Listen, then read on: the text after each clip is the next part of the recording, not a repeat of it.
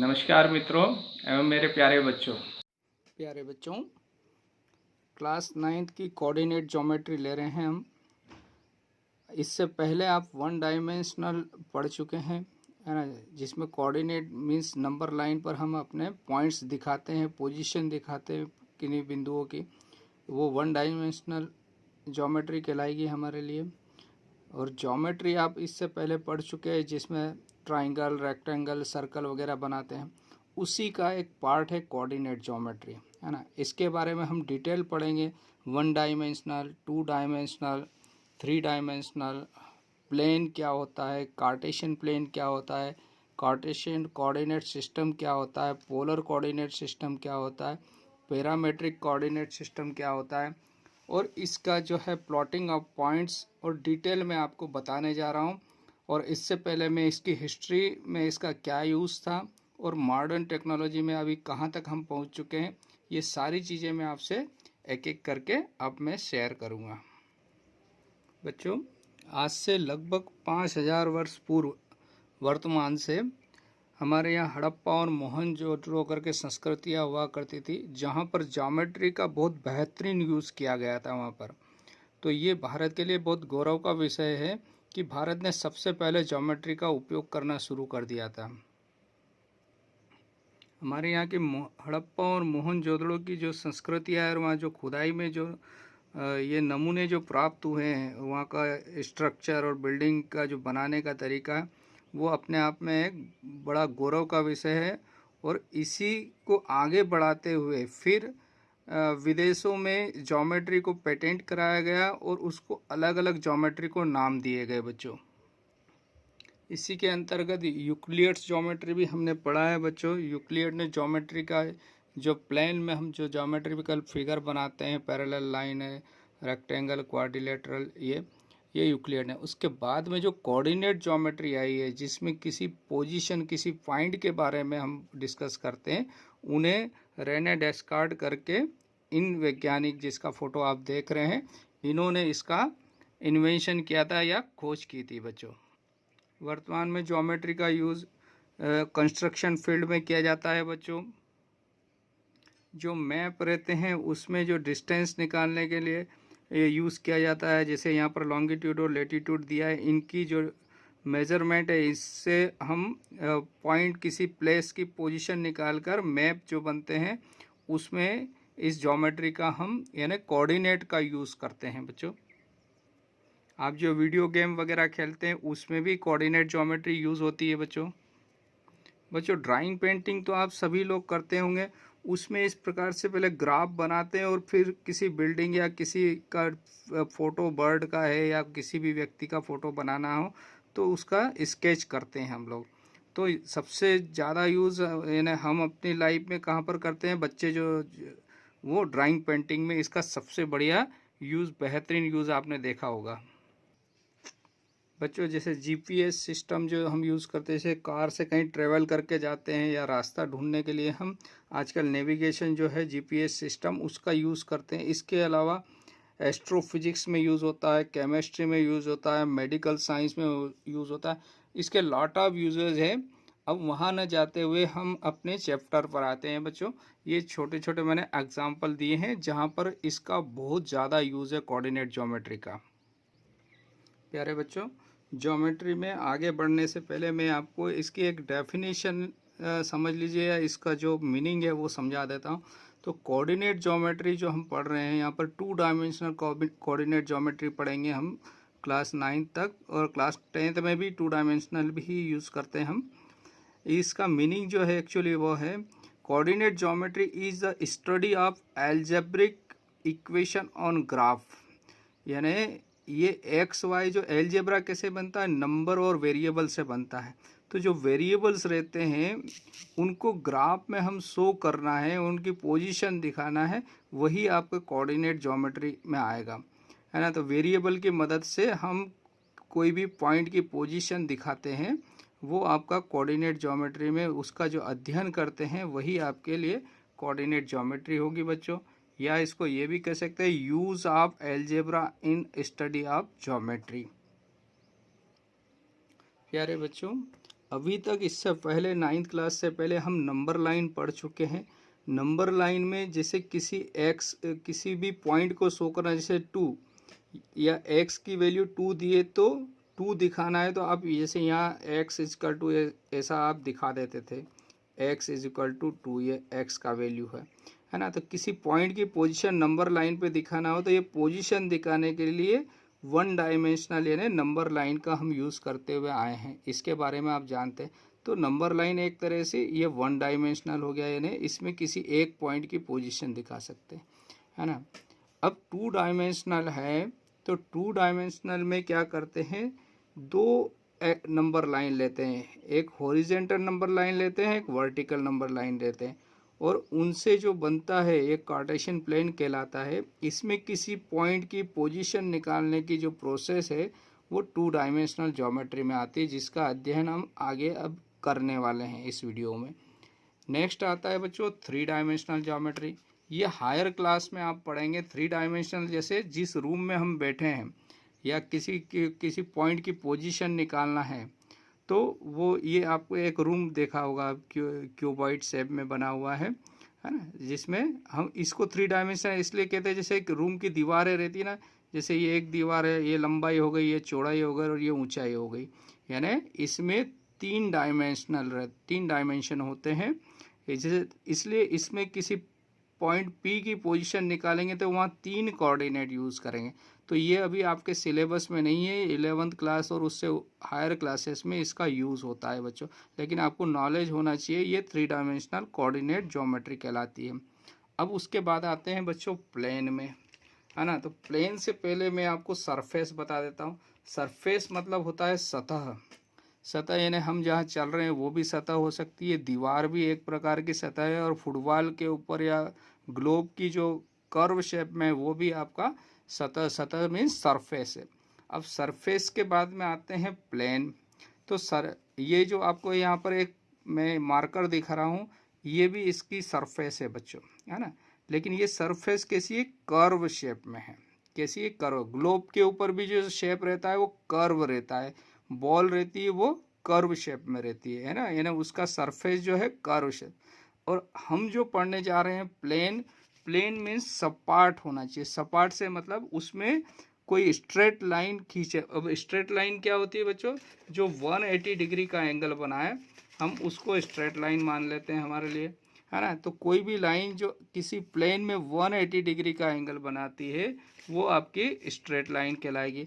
अब अगर यहाँ पर कोई लाइन खींचेंगे तो 180 डिग्री का एंगल नहीं बनेगा। तो प्लेन क्या हुआ, प्लेन ऐसा कागज़ या आपका जो नोटबुक हुआ या ब्लैक बोर्ड हुआ आपका या दीवार हुई, जहाँ पर आप सीधी 180 डिग्री की स्ट्रेट लाइन खींच देते हैं तो वो आपके लिए प्लेन का काम करेगा, ठीक है ना। तो ये जो हम लिख रहे हैं या मैं फिगर बना रहा हूँ या नोट कर रहा हूँ कुछ भी, तो ये हमारे लिए एक प्लेन का काम करेगा, ठीक है ना। तो प्लेन का मतलब एक कागज़ से हुआ जो बिल्कुल सपाट 180 डिग्री पे हो और 2 डायमेंशन जिसमें लंबाई और चौड़ाई दोनों होती है। अब आते हैं प्यारे बच्चों कार्टेशियन प्लेन। तो कार्टेशियन प्लेन क्या होता है, जिसमें 2 नंबर लाइन एक दूसरे को इंटरसेक्ट करती है। जैसे यहाँ पर आप देखिए, ये एक कार्टेशियन प्लेन का एग्जाम्पल है ना। तो इसमें भले वर्टिकल लाइन का, तो फर्श एक प्रकार से हॉरिजेंटल लाइन को दिखा रहा है और जो हमारी हाइट है वो वर्टिकल लाइन को दिखाती है बच्चों आपके नॉलेज के लिए मैं कुछ 1-2 चीज़ें और शेयर कर देता हूं। जैसे हम 2 डायमेंशनल कोऑर्डिनेट ज्योमेट्री पढ़ रहे हैं और इसमें 2 कोऑर्डिनेट x और y के बारे में हम डिस्कस कर रहे हैं। तो 2 डायमेंशनल कोऑर्डिनेट ज्योमेट्री जनरली 2 प्रकार की होती है। एक जो हम पढ़ रहे हैं जिसको हम XY प्लेन भी बोलते हैं, क्या बोलते हैं, XY प्लेन, और दूसरा होता है पोलर कोऑर्डिनेट सिस्टम, है ना। इन दोनों में ये कार्टेशियन कोऑर्डिनेट सिस्टम हो गया हमारे लिए और ये polar coordinate system. Polar coordinate system में क्या होता है बच्चों, r और थीटा ये 2 कोऑर्डिनेट लेते हैं। जैसे हम x और y लेते हैं यहाँ पर, तो यहाँ r और थीटा लेंगे किसी पॉइंट की पोजीशन दिखाने के लिए।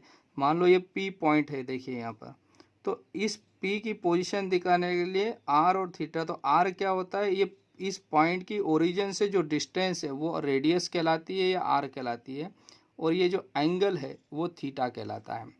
और इसका फिर हम अगली जो हायर क्लासेस है 11th और 12th, इसमें हम इसका और उसके आगे भी यूज़ करते हैं पोलर कोऑर्डिनेट। एक और होता है लेकिन ये जनरली इसमें डिस्टेंस वगैरह नहीं निकाल पाते हैं, इसलिए पैरामेट्रिक कोऑर्डिनेट सिस्टम बोलते हैं।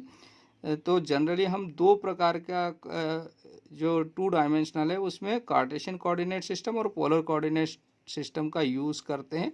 लेकिन फिर भी कभी आपसे पूछा जाए तो आप याद रखिएगा कि एक पैरामेट्रिक कोऑर्डिनेट सिस्टम भी रहता है जिसके कोऑर्डिनेट r cos थीटा और r sin थीटा के रूप में लेते हैं।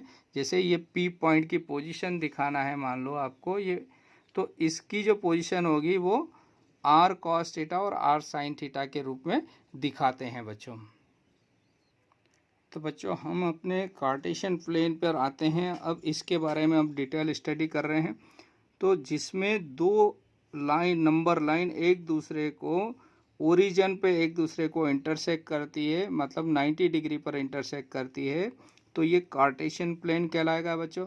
और इसको रेक्टेंगुलर कोऑर्डिनेट सिस्टम भी हम कहते हैं बच्चों, क्योंकि ये एक रेक्टेंगल शेप में एक दूसरे को, ये इस पूरे को बॉक्स बना दो तो ये रेक्टेंगल बन जाएगा यानी। और ये जो है दोनों नंबर लाइन एक दूसरे को 4 पार्ट में डिवाइड करेगी। कैसे 4 पार्ट में कैसे होगी, ये लाइन का मतलब होता है ये अनंत तक आगे बढ़ती जाएगी, ऐसे ऐसे ये वाली लाइन भी ऊपर जाएगी, ये वाली नीचे जाएगी। तो ये जो प्लेन है इसके 4 भाग हो जाएंगे। ये लाइन आपस में आगे बढ़ती जाएगी, प्लेन तो एक लिमिट में है हमारे लिए, जैसे कॉपी है, तो इसके 4 पार्ट कर देगी ये लाइन। तो फर्स्ट पार्ट जो है जिसमें ये एक्स एक्सिस है, इस एक्स एक्सिस का इधर जो वाला पार्ट है राइट हैंड नंबर लाइन जो रहती है ना, इधर पॉजिटिव नंबर लेते हैं, इधर नेगेटिव नंबर लेते हैं। ओरिजिन यानी ओके, ये ओरिजिन जो है। ऐसे ही ओरिजिन के ऊपर वाले पार्ट पे हम वाई एक्सिस जो लिए हैं, तो वाई एक्सिस में ये पॉजिटिव नंबर रहेंगे, इधर नेगेटिव नंबर्स हैं हमारे लिए। तो जिसमें दोनों पॉजिटिव है एक्स और वाई, तो इसको हम फर्स्ट क्वाड्रेंट कहते हैं बच्चों। ये 4 भाग है तो चारों भागों को नाम दिए हैं। पहले भाग को फर्स्ट क्वाड्रेंट यानी फर्स्ट पार्ट हुआ आपका फर्स्ट क्वाड्रेंट। अब आपको एंटी क्लॉकवाइज चलना है। तो एंटी क्लॉकवाइज में जब सेकंड बॉक्स में आते हैं, सेकंड पार्ट में आते हैं, तो इसको सेकंड क्वाड्रेंट बोलते हैं। इसमें आपको देखेगा वाई तो प्लस का है लेकिन एक्स नेगेटिव हो जाएगा इसमें। थर्ड क्वाड्रेंट में आते हैं तो देखिए यहाँ पर x भी नेगेटिव है और y भी नेगेटिव है, तो थर्ड क्वाड्रेंट में x और y दोनों कोऑर्डिनेट नेगेटिव रहेंगे।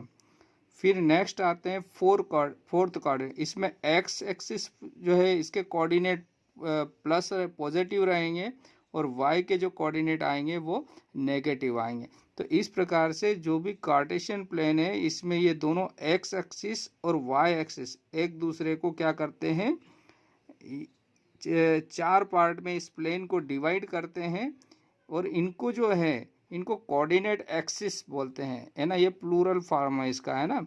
अगर सिंगल बोलेंगे तो एक्स एक्सिस बोलेंगे, और ये ए एक्स ई एस है, दोनों को एक साथ बोलेंगे तो एक्सेस बोलेंगे। ठीक है बच्चों। अब हम आते हैं इसमें आगे इसका ऑर्डर्ड पेयर। तो ऑर्डर्ड पेयर पढ़ने से पहले हम पढ़ेंगे किसी भी एक पॉइंट की पोजीशन निकालना जिसके लिए हम कोऑर्डिनेट ज्योमेट्री पढ़ रहे हैं। मान लो ये एक पी पॉइंट है बच्चों, तो इसकी पोजीशन ज्ञात करना है। मैंने यहाँ नंबर लिख दिया है लेकिन कैसे निकालते हैं वो आपको मैं समझा रहा हूँ। तो सबसे पहले किसी भी पॉइंट की पोजीशन निकालना है तो उसमें पहले एक्स कोऑर्डिनेट और वाई कोऑर्डिनेट, इनको जो लिखा जाता है वो ऐसे लिखा जाता है एक्स वाई। आगे हमेशा एक्स कोऑर्डिनेट रहेगा, पीछे वाई कोऑर्डिनेट रहेगा। और इस एक्स कोऑर्डिनेट को हम एब्सिसा भी बोलेंगे और वाई कोऑर्डिनेट को ऑर्डिनेट बोलेंगे। इसको भी मैं डिटेल में अभी समझाता हूँ। तो एक्स कोऑर्डिनेट जो रहता है बच्चों, ये एक्स की पोजीशन रहती है, इस पे एक्स एक्सिस पे जो देखेंगे हम, यानी ये -3 जो पोजीशन है एक्स एक्सिस पे, यानी इस पॉइंट पी की जो है परपेंडिकुलर, जो इस पे परपेंडिकुलर ड्रा करते हैं, तो ये ओरिजिन से इसकी जो डिस्टेंस है, इस पॉइंट पी की जो परपेंडिकुलर डिस्टेंस ड्रा करने पर ओरिजिन से जो डिस्टेंस आ रही है ना 1 2 3, ये माइनस साइड में आ रही तो माइनस लिखेंगे साइन, अगर प्लस में आ रही है तो प्लस में लिखेंगे। लेकिन कितनी हुई डिस्टेंस, 3 हुई, तो 3 और नेगेटिव साइड में तो -3, यानी इस पॉइंट का कोऑर्डिनेट हो गया -3। तो ये इसी प्रकार से जो y कोऑर्डिनेट है वो लेने के लिए हम क्या करेंगे, ये ओरिजिन से इसकी परपेंडिकुलर y एक्सिस पे ये जो डिस्टेंस है, ये जो डिस्टेंस आ रही है 2, तो y का कोऑर्डिनेट यहाँ पर इस तरफ देखेंगे y एक्सिस पे, तो ये 2 पोजीशन, यानी इस P पॉइंट से इस पे परपेंडिकुलर ड्रा करेंगे और ओरिजिन से इस पॉइंट की जितनी डिस्टेंस है वो इसकी y की डिस्टेंस कहलाएगी, मतलब y कोऑर्डिनेट हो जाएगा। तो P के जो पोजीशन हो गया -3 और 2। और अब इसको समझिए, एब्सिसा जो है -3 ये होता है ओरिजिन से उस पॉइंट एक्स एक्सिस पे जो डिस्टेंस है उस पॉइंट की, ये डिस्टेंस को एब्सिसा बोलते हैं। तो ये कितनी आ गई है, -3 आ गई। और इसमें डिस्टेंस जो नेगेटिव में है, तो चूंकि कोऑर्डिनेट है तो नेगेटिव साइड है तो नेगेटिव साइन लगाएंगे, अगर पॉजिटिव साइड है तो पॉजिटिव साइन लगाएंगे। और ऑर्डिनेट किसे कहते हैं, ओरिजिन से उसकी परपेंडिकुलर डिस्टेंस का जो पॉइंट आ रहा है, ये जो डिस्टेंस है ये ऑर्डिनेट कहलाता है। तो ऑर्डिनेट और एब्सिसा भी क्या हो गई, एक प्रकार की लेंथ है बच्चों, और जिनको एक्स कोऑर्डिनेट और y coordinate, abscissa x coordinate कहलाएगा और ऑर्डिनेट वाई कोऑर्डिनेट कहलाएगा बच्चों। ये दोनों एक्स एक दूसरे को जहाँ इंटरसेक्ट कर रहे हैं वो आपका क्या कहलाता है, ओरिजिन कहलाता है, और इसके कोऑर्डिनेट हमेशा 0 0 होता है। अब किसी भी पॉइंट की पोजीशन पता करने का क्या तरीका है बच्चों, उसकी परपेंडिकुलर डिस्टेंस फ्रॉम कहाँ से, या वाई एक्सिस और एक्स एक्सिस पे जो परपेंडिकुलर डिस्टेंस हम ड्रा करते हैं वो उसके कोऑर्डिनेट कहलाते हैं। अगर मैंने इस पॉइंट P से इस y की ये डिस्टेंस है ना, ये y एक्सिस से डिस्टेंस हुई ना, ये कितनी हुई, -3, ये x कोऑर्डिनेट होता है। उल्टा है बच्चों, परपेंडिकुलर डिस्टेंस को काउंट करना है तो उल्टा काउंट है, जैसे x का निकालना है तो x की परपेंडिकुलर डिस्टेंस y से होगी बच्चों, y कोऑर्डिनेट निकालना है तो y की परपेंडिकुलर डिस्टेंस x से होगी, ये 2 यूनिट है ना, और ये 3, और इनको हम यूनिट काउंट करेंगे बच्चों, ठीक है। तो यहाँ से अब ओरिजिन जो निकालना है, तो ओरिजिन की एक्स एक्सिस से डिस्टेंस और वाई एक्सिस से डिस्टेंस, दोनों से इसकी डिस्टेंस 0 है, तो इसलिए एक्स और वाई कोऑर्डिनेट दोनों इसके क्या हो जाते हैं, 0 0 कोऑर्डिनेट होंगे, यानी ओरिजिन के कोऑर्डिनेट हमेशा 0 0 होंगे, ठीक है बच्चों। एक चीज़ और आप समझ लीजिए, ऑर्डर्ड पेयर, ये बहुत महत्वपूर्ण है, आपको ध्यान में रखना। ऑर्डर्ड पेयर का मतलब होता है, अगर ये दोनों एक्स और वाई अलग अलग है बच्चों, x not equal to y है, तो हम x y कोऑर्डिनेट को yx नहीं लिख सकते हैं। जैसे ये पॉइंट है P -3 2, इसको 2 -3 नहीं लिख सकते हैं, क्योंकि 2 -3 लिखा तो 2 पॉइंट इधर आएगा, x का वैल्यू 2 हो जाएगा। जैसे मैंने यहाँ 2 -3 को प्लॉट करता हूँ, तो x का वैल्यू 2 कहाँ पर है, यहाँ पर है बच्चों। y का वैल्यू क्या है, -3, तो y का वैल्यू आ रहा है -3 यहाँ पर, तो ये पॉइंट की पोजीशन बदलकर यहाँ आ जाएगी, ये P डैश हो गया अभी, तो 2 -3 ये पॉइंट हो जाएगा बच्चों। तो ये और ये अलग अलग पोजीशन हो गई बच्चों। तो ऑर्डर्ड पेयर क्या कहता है, अगर कोऑर्डिनेट अलग अलग है तो वो दोनों को आप चेंज नहीं कर सकते, लेकिन कब चेंज कर सकते हैं, अगर x और y दोनों सेम है। तो जैसे मैंने लिखा 2, यानी x कोऑर्डिनेट भी 2, y कोऑर्डिनेट भी 2, तो x कोऑर्डिनेट भी 2 और y कोऑर्डिनेट भी 2, तो ये आ रहा है पॉइंट, है ना, इसको Q नाम दे दिया, तो 2 2। अब अगर x और y को चेंज कर भी देंगे तो 2 और 2 ही रहेगा, इसलिए अगर सेम है तो आप अगर चेंज कर सकते हैं, लेकिन ऑर्डर्ड पेयर को आप चेंज नहीं करें, एज इट इज़ रहने दें तो ज़्यादा अच्छा है बच्चों। तो यहाँ पर हमने कोऑर्डिनेट सिस्टम के बारे में अभी डिस्कस किया है बच्चों।